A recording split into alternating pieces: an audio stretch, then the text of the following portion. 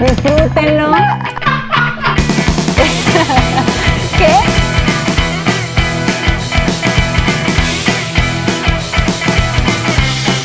Punto número 4.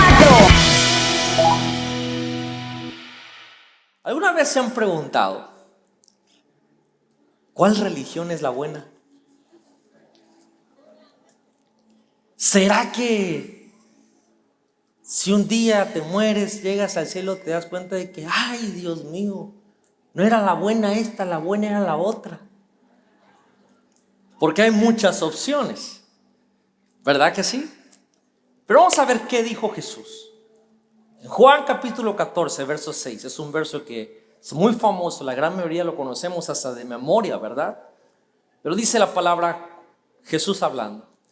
Jesús le contestó: yo soy el camino, la verdad y la vida. Nadie puede ir al Padre si no es por medio de mí. Hoy le he titulado a este mensaje: ¿cuál de las religiones es la buena? Porque yo creo que es importante que hablemos cosas como estas, y sobre todo aquí en la iglesia. ¿Me acompaña a orar unos segundos? Señor, te doy gracias por tu presencia, gracias por este grupo de amigos que estamos aquí reunidos para adorarte, tu iglesia, tu pueblo, Señor. Hoy te pido que tu Espíritu Santo traiga esa semilla de la palabra que va a dar solidez a nuestra fe. Señor, unge mi boca, dame tu gracia para poder comunicar esto asertivamente, claramente, que podamos ponerlo por obra para que nuestra fe no sea muerta, sino que esté viva, Señor. Gracias, porque yo sé que esto va a tener repercusiones aún más allá de lo que entendemos. En el nombre poderoso de Jesús te damos gracias, y todo en eje global del primer servicio dice fuerte: amén. Una vez más, denle un aplauso al Rey de Reyes y Señor de Señores.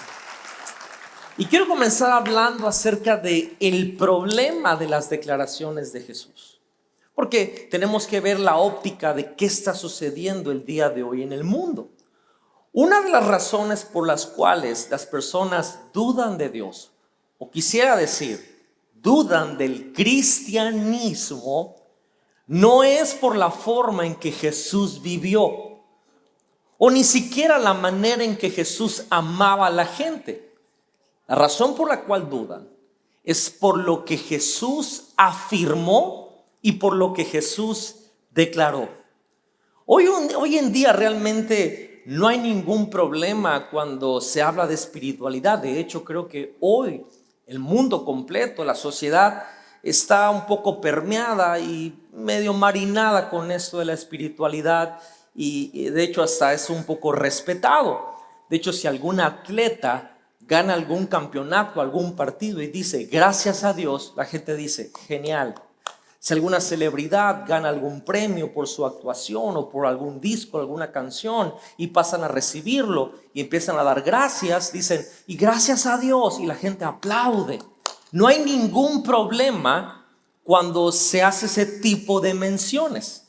Es cool, de hecho. El problema es cuando alguien dice no gracias a Dios, sino menciona el nombre de Jesús. Cuando se especifican que es gracias a Jesús, las cosas se ponen tensas rápidamente. Lo cual para mí es interesante porque no tiene mucho sentido. Porque si lo pensamos bien y uno hace una encuesta de qué es lo que el ser humano y la gente piensa de Jesús, la gran mayoría de Jesús, casi a todo el mundo le cae bien Jesús, le gusta Jesús, aunque no sean cristianos, porque es muy difícil no admirarlo.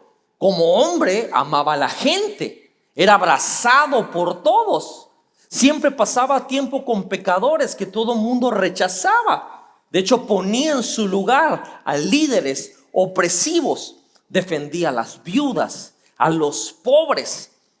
Y también Jesús tenía algunos detalles. Cuando en las fiestas se acababa el vino, Él reponía los barriles de vino. Y cuando había un día en la montaña, Jesús hacía un picnic y multiplicaba los alimentos para que fuera un all you can eat, todo lo que usted pueda comer gratis. todo mundo hasta el día de hoy tiene un buen concepto de Jesús. Las personas no les molesta cómo Jesús vivió, no les molesta cómo Jesús amaba a la gente. Pero, diga conmigo, pero lo que a las personas no les gusta son las afirmaciones exclusivas que Jesús decía. Eso sí a la gente, y sobre todo hoy, eso a la gente no le gusta. Porque si vemos a Jesús objetivamente, creo que vamos a coincidir, aún el mundo coincide en que Jesús era muy humilde, ridículamente humilde. Tan humilde que tenemos plasmadas escenas como cuando Jesús le lavó los pies a sus discípulos, cosa que en el contexto cultural de aquella época era una acción de alguien que sinceramente no tenía mucho rango social. Sin embargo, Jesús lo hizo. Sus discípulos ni se querían dejar, pero Jesús insistió. Y aunque era ridículamente humilde, Jesús también no era nada modesto. Mire bien, muy humilde, pero no era modesto.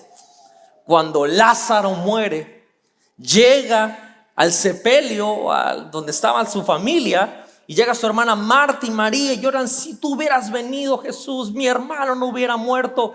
Y normalmente alguien le respondería: Marta, me duele mucho, pero así es la vida. No, Jesús dijo: yo soy la resurrección y la vida. O sea, esa declaración, imagínese que usted llega al funeral de un pariente y usted llega y dice: se murió, sí se murió, pero yo soy la vida. La gente lo va a quedar.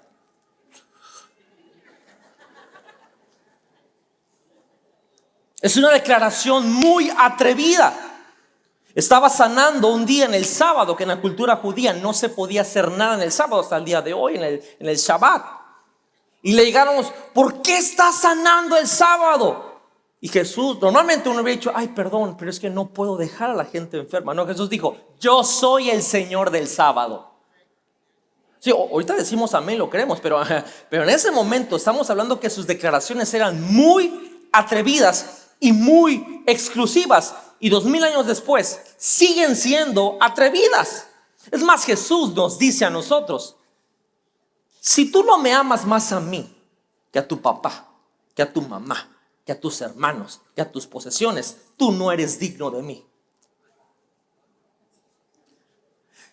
Muy padre el Jesús amoroso, muy padre la filosofía de la vida, pero sus declaraciones, eso es lo que a la gente hasta el día de hoy la pone así.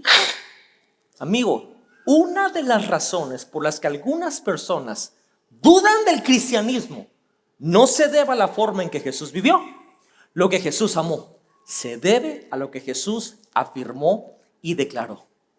Él decía que Dios Padre, el creador del sol, de la luna, las estrellas, y Él eran uno, como Timbiriche. Decía eso a la gente. Imagínate que hoy se levantara un ser humano que dijera: Dios y yo somos lo mismo. Pero lo peor, lo que le revienta a la gente, es cuando Jesús dijo que Él era el único camino hacia Dios. Eso lo leímos y lo vamos a volver a leer ahorita en Juan 14:6.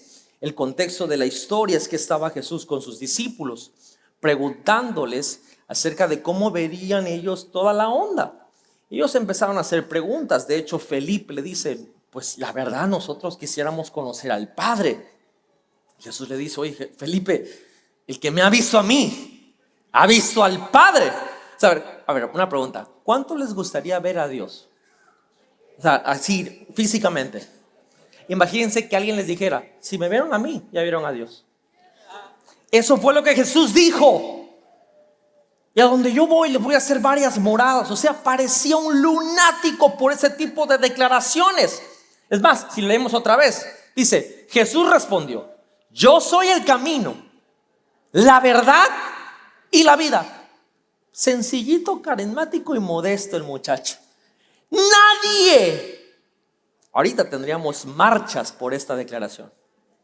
Nadie viene al Padre excepto a través de mí. Lo voy a dejar bien en claro otra vez. A la gente le gusta cómo vivió Jesús, pero no le gusta lo que afirmó. No le gusta para nada. Y sigue pasando. Le molesta a la gente porque ellos dicen: Jesús no puede ser el único camino a Dios. Aquí viene. Esto es demasiado exclusivo y tenemos que ser inclusivos.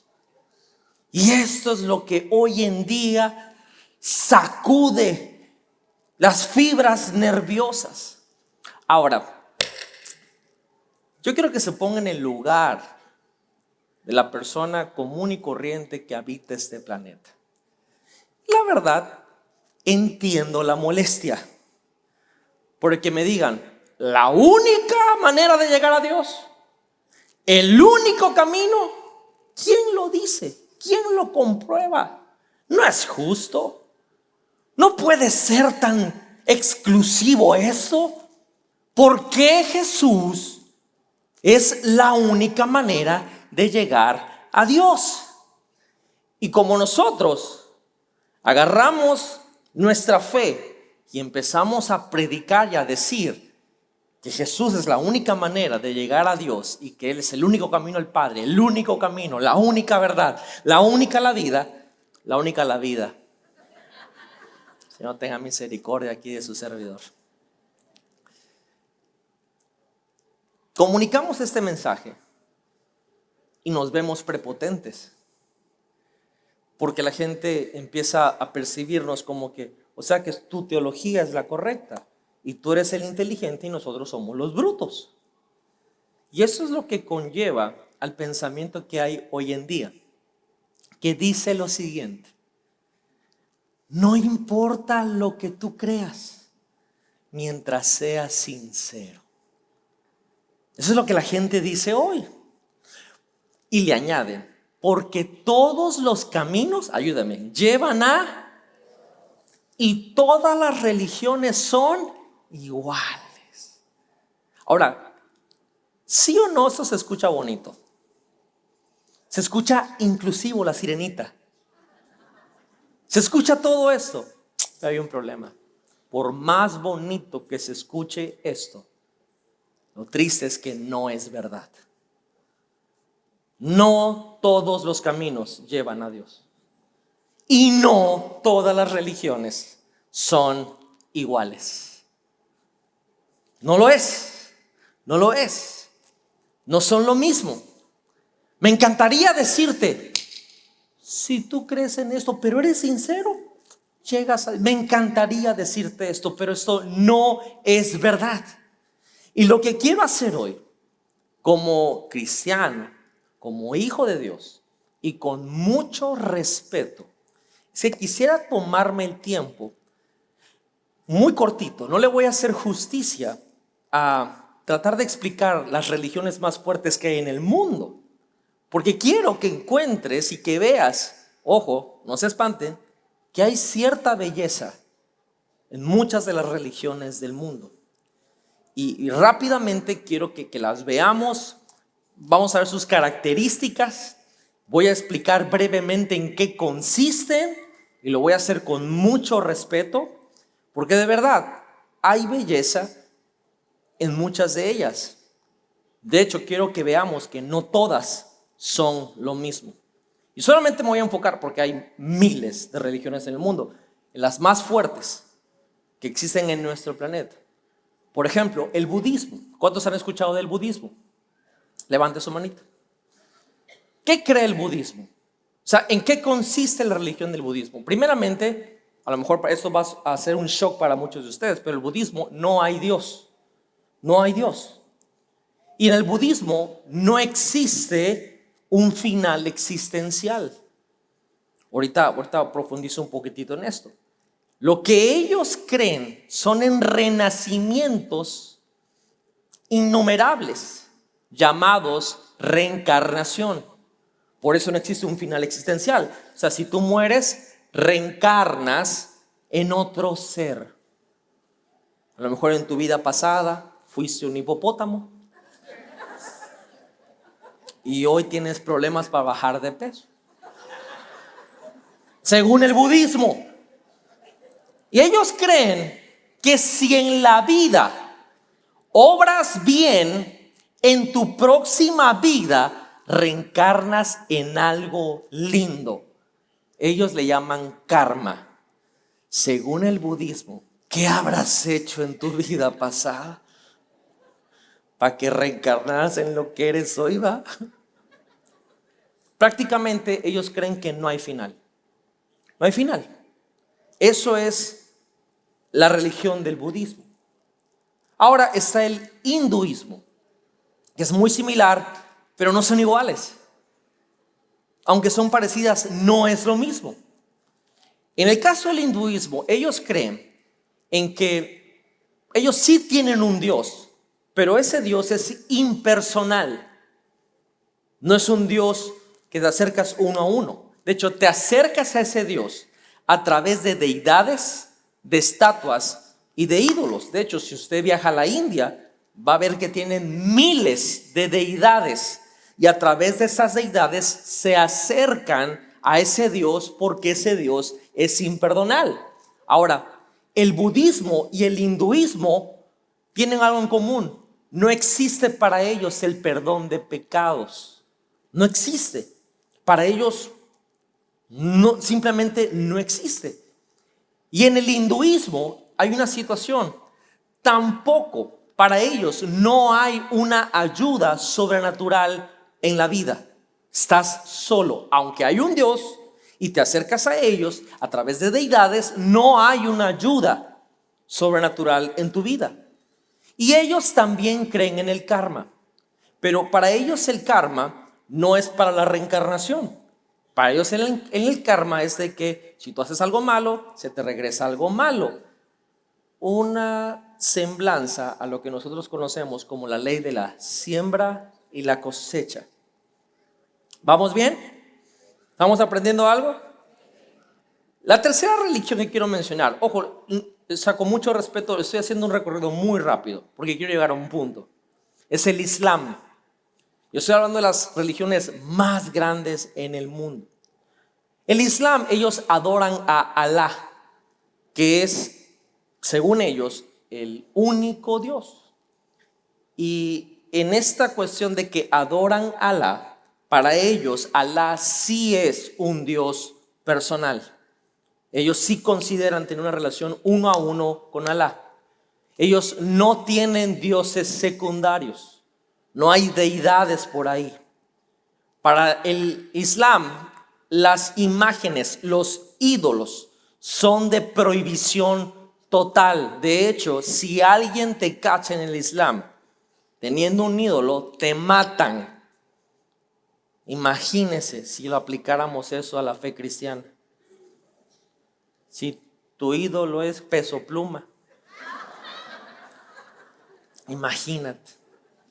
Ahora, la onda en el Islam es que lo bien que tú estás con Dios depende de dos cosas: de tu devoción religiosa y de tus obras. Y aunque ellos dicen que es una religión que promueve la paz, en el mundo es la religión del Islam lo que ha hecho los actos terroristas más grandes. Y no estoy hablando mal de la religión islámica, simple y sencillamente estoy llevándome a los hechos. Y aunque ellos dicen que promueven la paz, es precisamente estos actos radicales de personas inclusive que se ponen bombas en el cuerpo. La razón por la que lo hacen es una razón de su religión, porque solo sus obras y su devoción a Alá es que también ellos están con ese Dios. Ahora existe otra religión que es la nueva era. De hecho, hay mucha gente que practica esta religión y no saben que esa es su religión. Y esto de la nueva era, no tienen Dios personal. No hay una forma de decir ese Dios personal. Porque lo que esta religión promueve es una conciencia superior. De hecho, ellos hablan y se hacen uno con el universo y el cosmos. De hecho, hay mucha gente, ay, ¿quiénes serán esos? Muchos de ustedes están en la iglesia, realmente tienen esta religión, porque son pura onda de autoayuda, del amor propio, Walter Mercado, y cosas similares a esas. En esta religión todo es relativo, no hay nada absoluto. Ay, hombre, no, si tú eres sincero, Dios lo sabe. Puedes saber que es sincero, pero no significa que estás haciendo lo correcto. Hay gente sinceramente equivocada. En esta religión, realmente, aquí viene el problema con esto. El ser, o sea, uno mismo es el Dios en esta corriente. De una manera muy sutil, uno se convierte en su propio Dios. Y simple y sencillamente es una onda que lleva al ego. Y por último, no porque sea menos importante, el cristianismo, que es una religión también. Jesús no es una religión, pero el cristianismo sí lo es considerado en el mundo. Tenemos un Dios personal, ¿verdad? ¿Cuántos tienen un Dios personal? Este Dios ama al ser humano incondicionalmente. Este Dios tomó la forma de hombre con Jesús y dio su vida en sacrificio para el perdón de los pecados. Ahora, aquí viene un pequeño detalle que hace muy diferente a todo lo demás. Este Dios sigue vivo.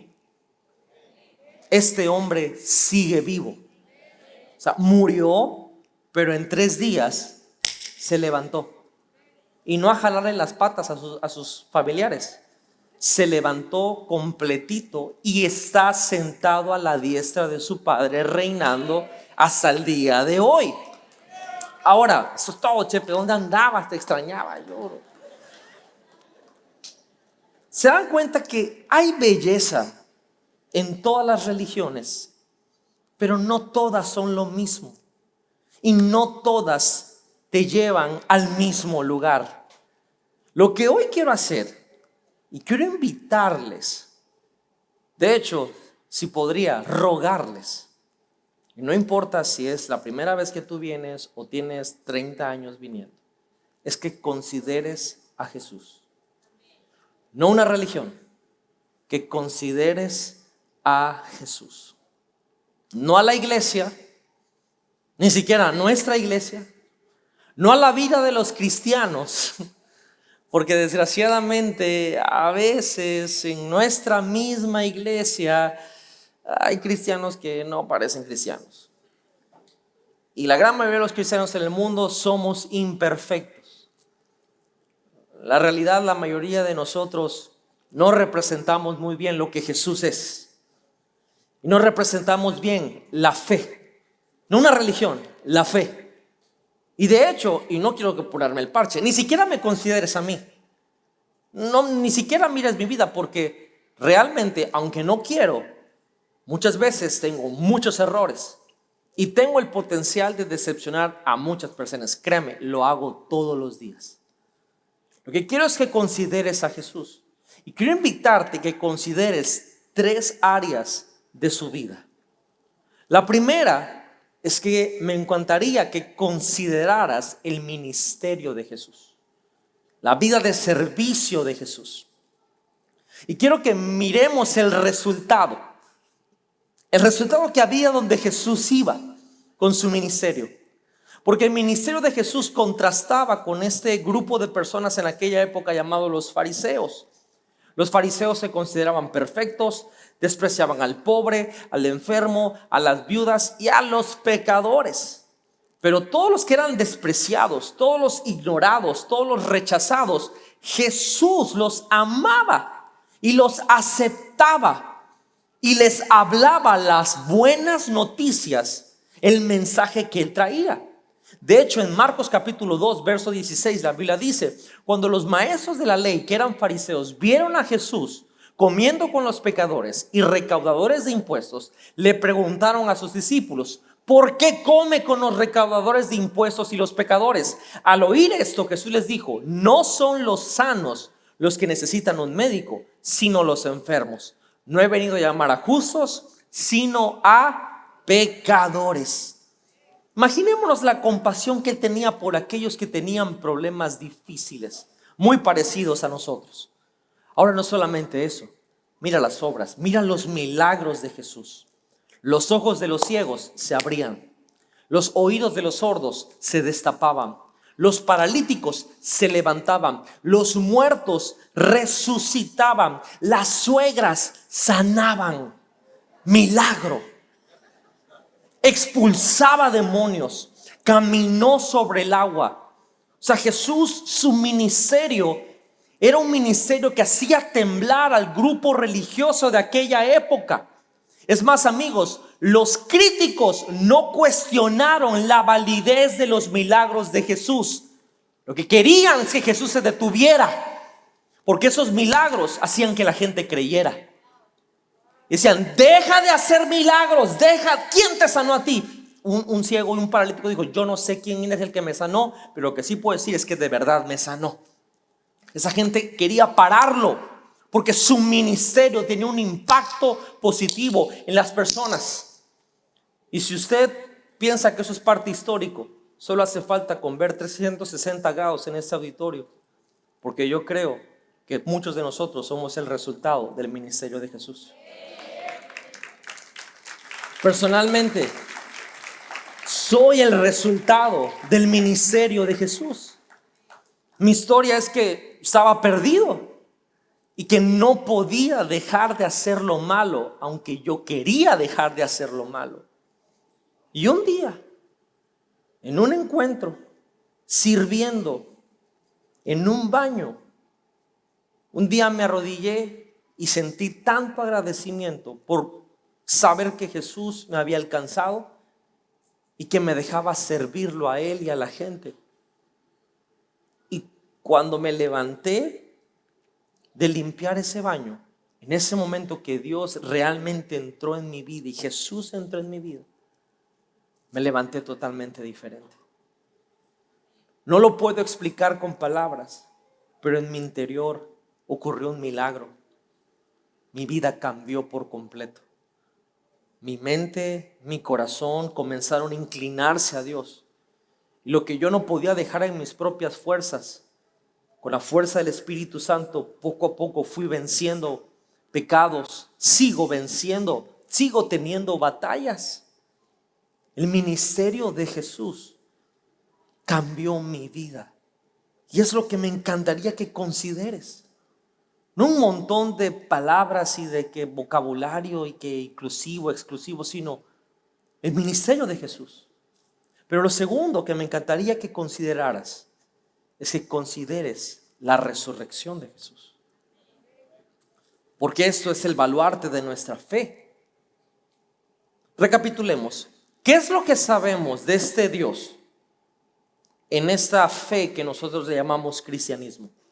Sabemos que Dios ama al pecador, pero odia al pecado. ¿Estamos de acuerdo con eso? Pero también sabemos que Dios, aunque odia el pecado, Dios perdona el pecado por lo que Jesús hizo en la cruz del Calvario. De hecho, Dios se convirtió en pecado en la cruz por nosotros. Y no solamente eso, sino en esa cruz Jesús oró y dijo: Padre, perdónalos, no saben lo que hacen. Y exclamó: Telios, consumado es. Terminó la obra. Lo que sucedió en ese momento narra la historia, no solo la Biblia. Es que la tierra se sacudió. Y el soldado que estaba al lado de la cruz, el centurión que habían puesto de parte del gobierno romano, que dudaba, que minutos y horas antes había escupido a Jesús, golpeado a Jesús, latigado a Jesús, traspasado a Jesús con una lanza, y dudaba de su divinidad.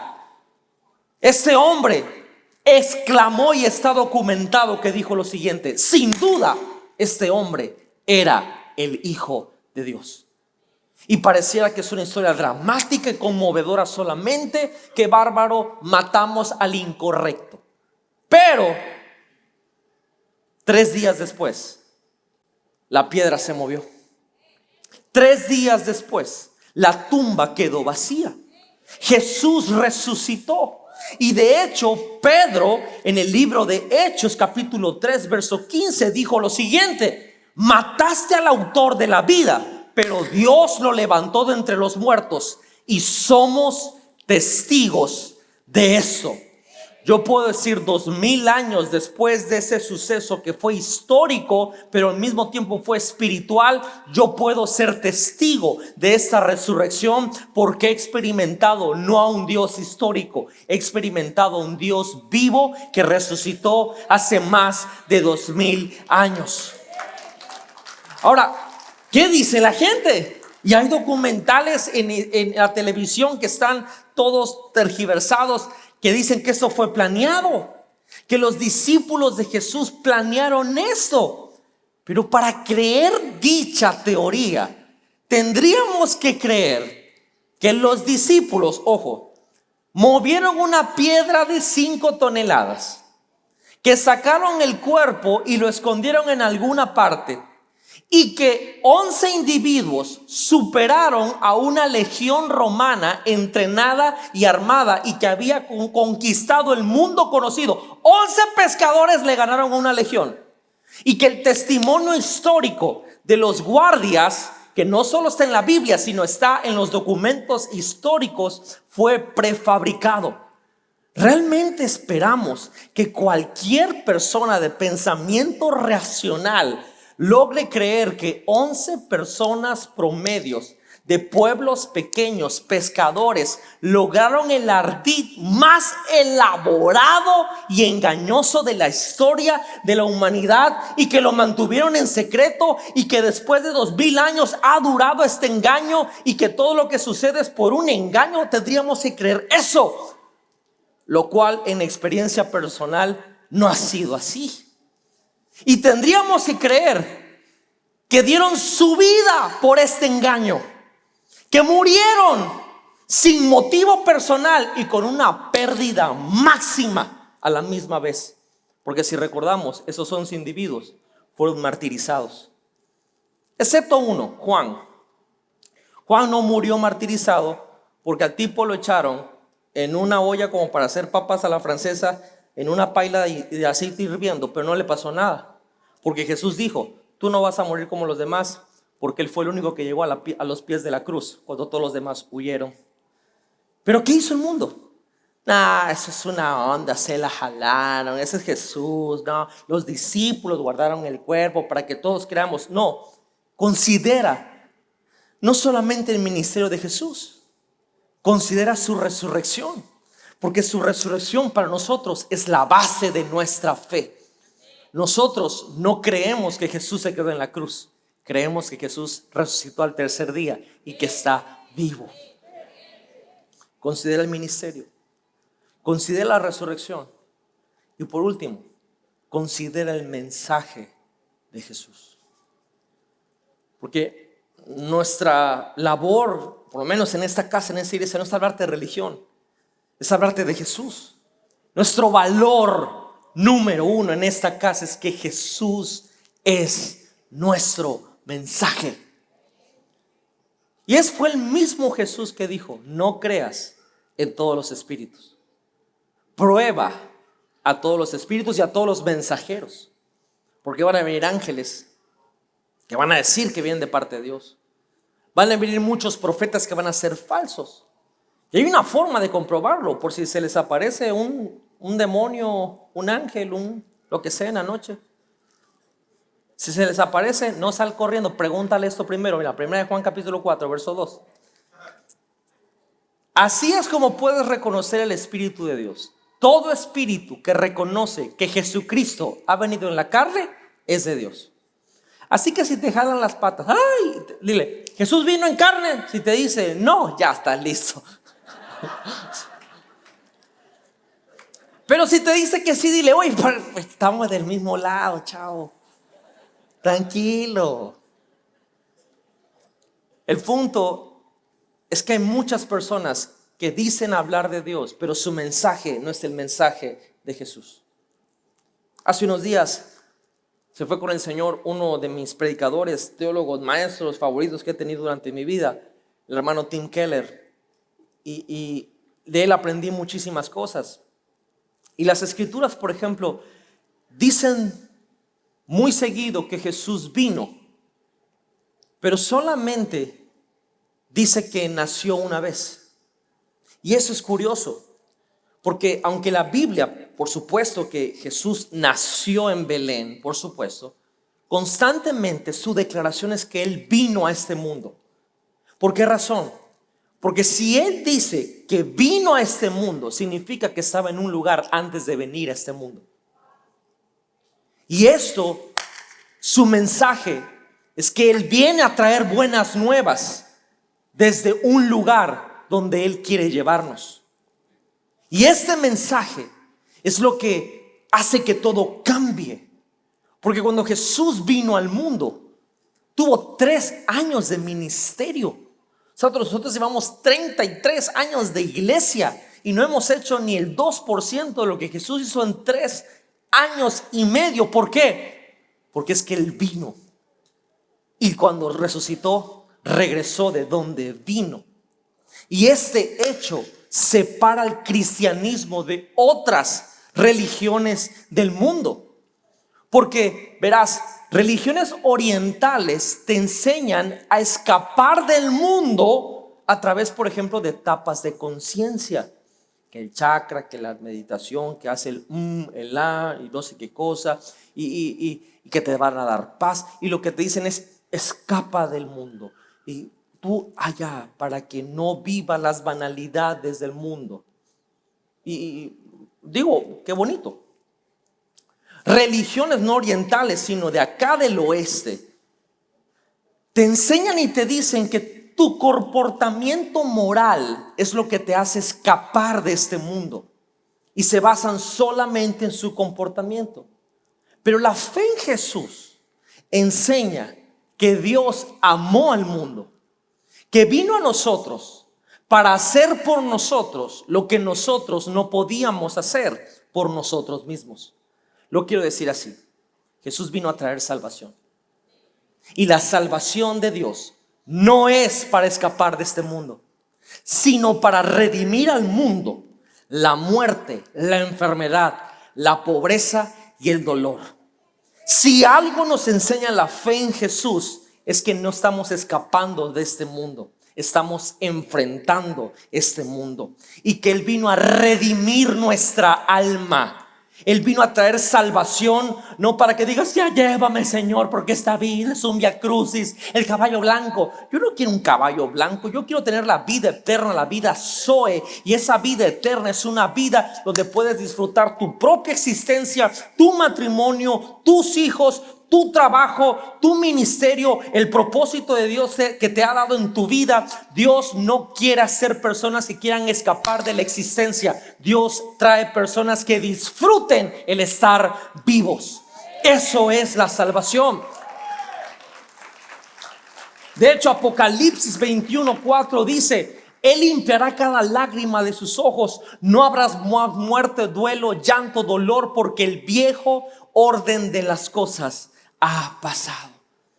Lo voy a decir una vez más, amigos. Dios no nos quiere rescatar de esta vida. Quiere redimir nuestras vidas para estar con Él por toda la eternidad. Y la eternidad empieza aquí. No es más allá del sol, como dice el cantito. Es aquí. Ese es el mensaje del Evangelio del Reino. Son buenas noticias. Buenas noticias para que haya arrepentimiento, que cambiemos la manera en que hemos sido entrenados para pensar. Que digamos, hemos ido en contra de Dios, en un camino incorrecto, pero hoy queremos ir a favor de Dios. Rendir nuestro estilo de vida y que nuestros pecados sean perdonados. No solamente cubiertos, sino perdonados. Ese es el mensaje de Jesús.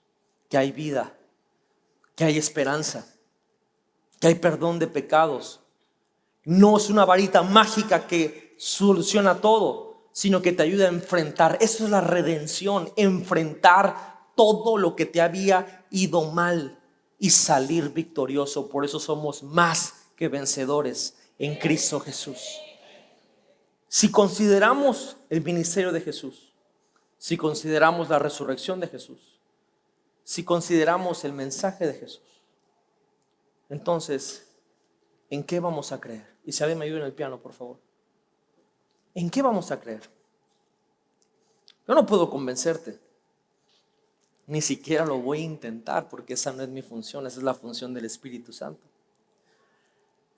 Pero, si un día mueres, que seguro va a suceder, porque la crema Pons no te hace vivir para siempre. ¿Qué pasa? ¿Qué pasa cuando mueres? Bueno, hay tres opciones. No pasa nada. Moriste y se acabó, no pasó nada. O segundo, regresas a la tierra y reencarnas en mariposa.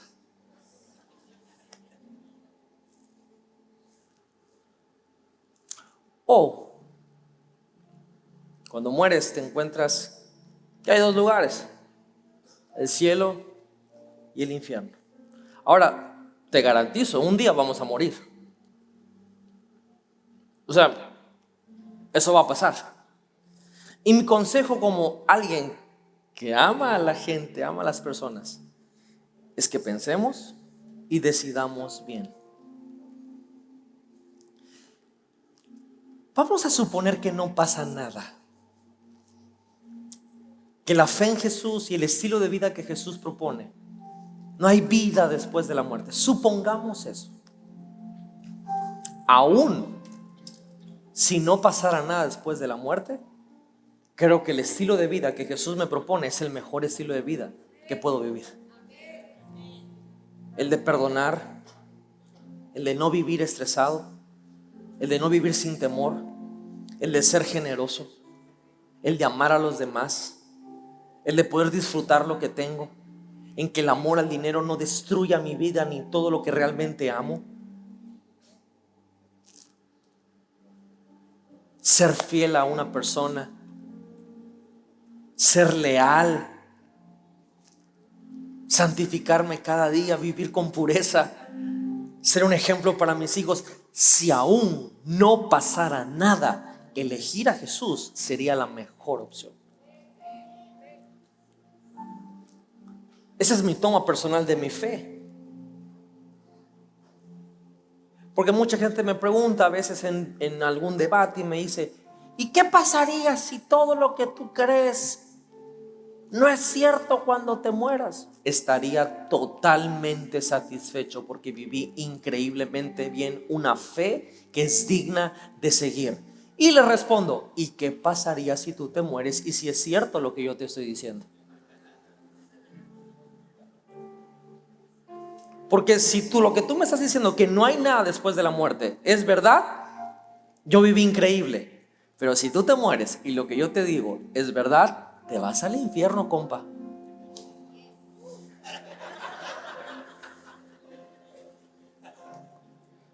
Una persona lógica y racional decide por Jesús.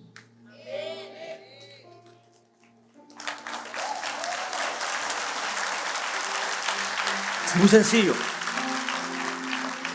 Ahora, en esta vida, cuando pensamos que un día vamos a morir, va a llegar el momento en que vamos a tener, no quiero llamarle crisis porque no es una crisis, es un momento existencial. Y muchos nos vamos a preguntar: ¿cuál es el significado de la vida? Sucede de diferentes maneras. A lo mejor no es exactamente la pregunta, pero tu alma, tu ser interior se pregunta esto. Y ahí es donde vas a buscar una verdad. ¿Cuál es tu verdad? Encuentra tu verdad, elige tu verdad. No lo digo yo, lo dice Jesús. Tenemos la verdad. Porque hasta Niurka tiene su verdad. Pero Jesús no tiene una verdad, Él es. Ahora. Muchas veces esta es la debilidad del cristianismo, que pensamos que porque Jesús es la verdad y tenemos esa verdad, nos volvemos prepotentes. Yo tengo la verdad y tú estás perdido, tú que eres mormón. Un verdadero cristiano, según el estilo de vida de Jesús, no hace eso. Un verdadero cristiano, un verdadero seguidor de Jesús, un verdadero discípulo es humilde, no prepotente, y no anda golpeando con la verdad, anda hablando la verdad. Es muy diferente. Ahora, ¿puedo ser real con ustedes? Cuando escogemos una verdad, cuando eliges una verdad, la que tú quieras elegir, toda verdad tiene reglas y tiene un sistema de creencia. Toda verdad tiene reglas, porque la verdad es cruda, es dura. Amigo, las reglas no pueden abrazarte. Las reglas no pueden perdonarte. Las reglas no pueden animarte y las reglas no pueden decirte te amo. No pueden. Entonces llegas a la conclusión, porque estás buscando el significado de la vida. Eliges la verdad y dices, wow, la verdad es muy dura. Llega un momento en tu vida que te levantas y te das cuenta que tienes que pagar renta, que tienes que hacer supermercado. Otro día te levantas y tienes 2 angelitos ahí que piden mucha comida. Las verdades son duras.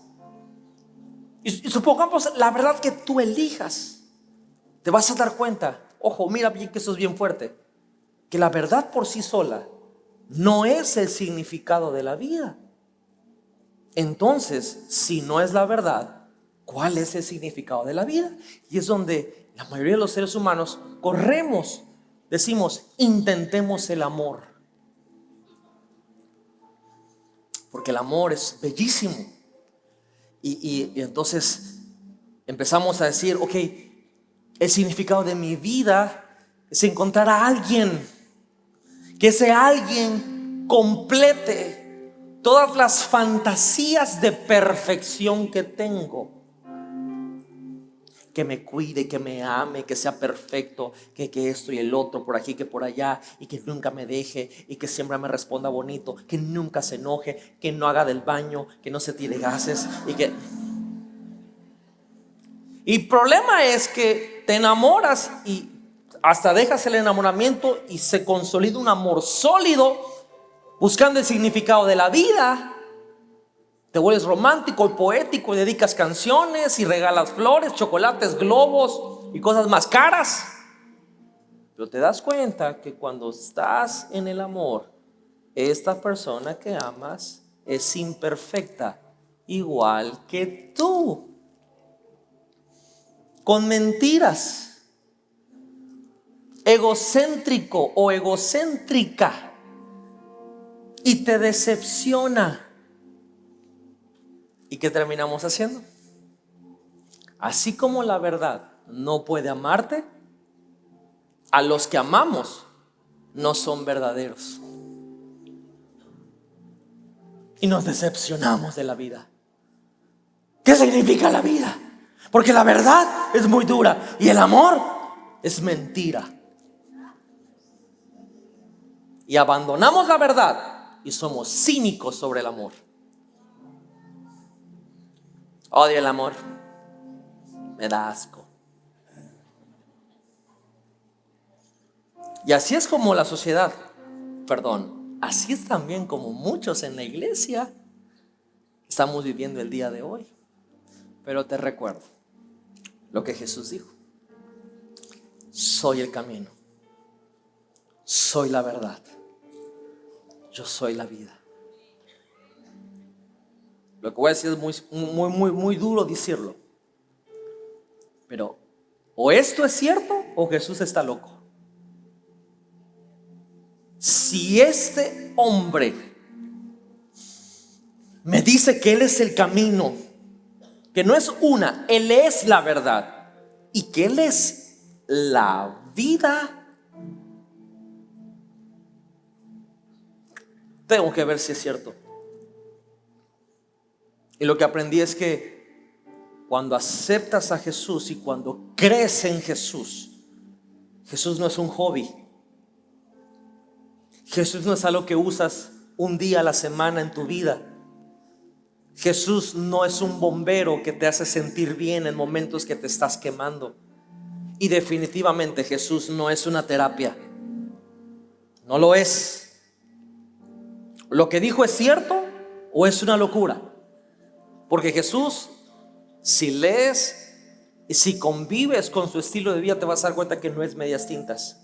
El problema que hoy en día como cristianos es que tomamos a Jesús a la ligera.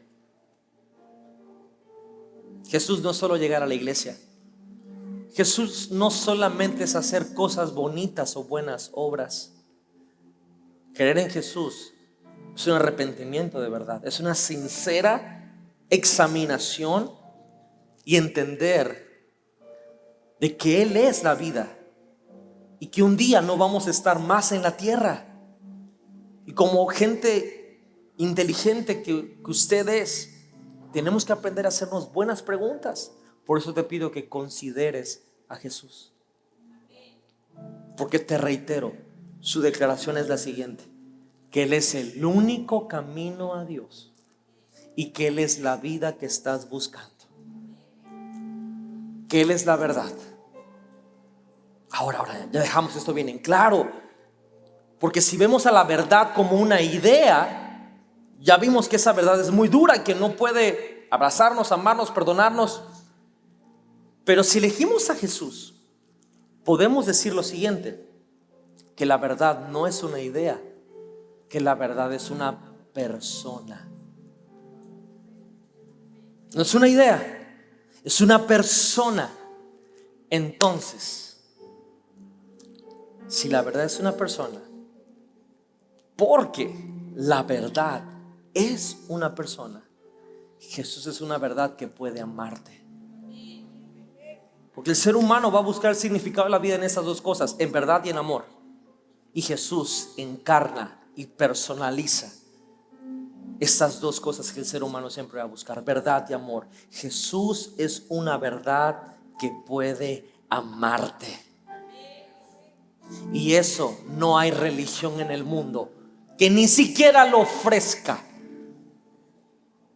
No tienes que abandonar la verdad, ni ser cínico con el amor, porque de hecho dejó bien en claro la escritura que Jesús no tiene pecado. Quiere decir que no te puede fallar.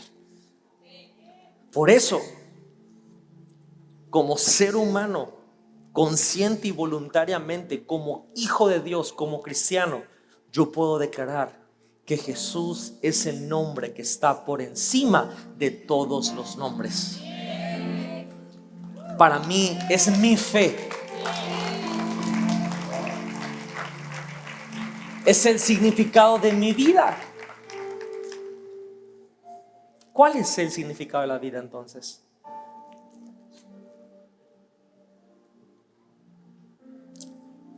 Considera a Jesús. Dile que está a tu lado: considera a Jesús. Y quiero terminar con lo que dice Romanos capítulo 3 verso 22. Estamos bien con Dios poniendo nuestra fe en Jesucristo, y esto es cierto para todos los que creen. Esta última frase no se le olvide: sin importar quiénes somos. A ver, otra vez, digo amigo, sin importar quiénes somos. ¿Qué sinónimo le podríamos dar a esta frase? Cualquiera, ¿verdad? Quien sea, ¿sí o no? Sin importar quiénes somos. ¿Te das cuenta entonces que Jesús no es exclusivo? Es demasiado inclusivo. A Jesús no le importa quién eres, cómo vengas, sin importar quiénes somos. Jesús no es exclusivo. De hecho, es demasiado inclusivo, que perdona hasta la sirenita de ahora. Muy inclusivo. Por eso Jesús, y solo Jesús, es el significado de la vida. Te quiero dejar con eso que cambió, mi percepción. Porque esa pregunta me la han hecho muchas personas, sobre todo cuando entablamos diálogos de que se enteran que soy pastor y quieren verme que la religión y toda la onda. Y siempre termino con eso. Y me dicen, entonces, para ti, ¿cuál es el significado de la vida? Y les digo, Jesús más nada. Porque es la única verdad que puede amarme. Y en Él encontré el significado de toda mi vida. Me da el significado para amar a mi esposa, me da el significado para ser un buen padre, me da el significado para ser un buen amigo, me da el significado para ser un buen líder, me da el significado para ser un buen pastor, me da un buen significado para ser un buen hombre de negocios, me da el significado de la vida. Jesús más nada. La religión te va a pedir que te mates, que te explotes, que hagas esto, que bendites 4 chakras, que te inyectes 4 agujas y que 20,000 cosas. ¿Cuál religión es la buena? Ninguna. Jesús más nada es el significado de la vida.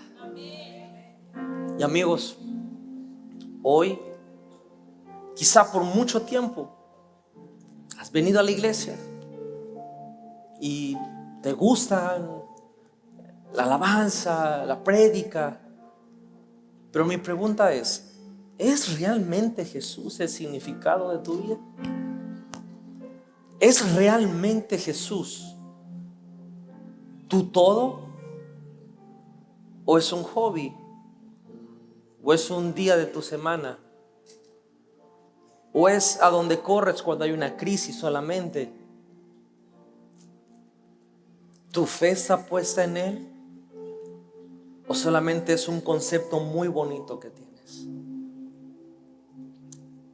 Porque amigos, Dios nos amó primero y por esa razón podemos elegir obedecer porque Él lo inició todo. Él lo inició todo. El camino, la verdad, la vida. No hay exclusividad, de hecho hay mucha inclusividad. Él permite que los pecadores vengan sin importar quién sean. Y en eso que el mundo le puso esta etiqueta que se llama cristianismo, que para mí es mi fe en Jesús. He encontrado que nuestra vida simple y sencillamente es una respuesta en obediencia al amor que Dios nos dio. Ese pequeño versículo, Juan 14:6, si me lo pones por favor, como iniciamos, Jesús respondió: yo soy el camino, yo soy la verdad, yo soy la vida. Nadie va al Padre si no es por mí. Dan 2 renglones que encapsulan todo lo que el ser humano necesita. Por eso te pido que consideres a Jesús en lo que Él dice ser, lo que Él es, que no es exclusivo, que de hecho es muy inclusivo, que Jesús no es religión, es un estilo de vida que le da el significado a la tuya. Recuerda, el significado de la vida es Jesús más nada. ¿Por qué no cierras tus ojos ahí donde estás? Porque quiero hacer algo muy especial. Quizá hoy vienes por primera vez o tienes mucho tiempo viniendo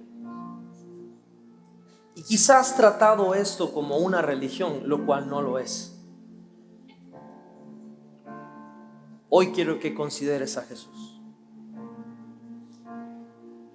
y que te hagas esta pregunta: ¿cuál es el significado de mi vida? Quiero ayudarte a responderlo. Es Jesús. Y para eso necesitamos recibirlo como Señor y Salvador. Me pasé 1 hora hablando de Él solo para hacerte esta pregunta: ¿será que hoy puedas abrir tu corazón para darle significado a tu vida?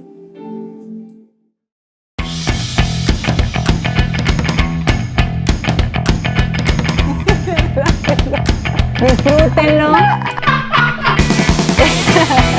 ¿Qué?